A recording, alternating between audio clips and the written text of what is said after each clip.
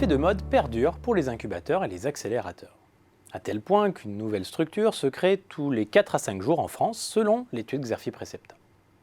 Grands groupes, grandes écoles, acteurs privés et collectivités s'engouffrent dans la brèche, parfois en s'associant. Et ces structures d'accompagnement semblent désormais bien ancrées dans l'écosystème français des startups. Aujourd'hui, une jeune pousse sur deux, en moyenne, est passée par un incubateur ou un accélérateur durant sa vie, y compris certaines des plus prometteuses.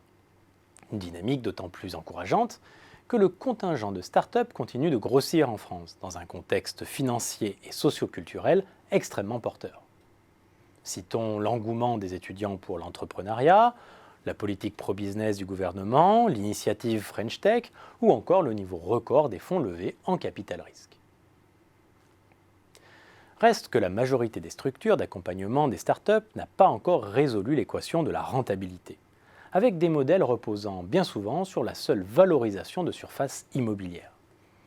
Et comme toutes ne bénéficient pas d'un mécène comme Xavier Niel, qui assure une relative aisance financière et une exposition médiatique confortable à Station F, ces structures se voient contraintes d'explorer de nouveaux relais de croissance.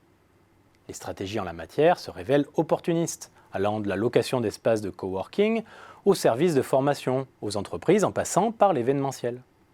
Des créneaux sur lesquels la concurrence s'avère déjà importante. Dans cette quête d'audience et de visibilité, les programmes d'incubation ou d'accélération des grandes écoles de commerce ou d'ingénieurs ont un atout de taille en formant les entrepreneurs de demain.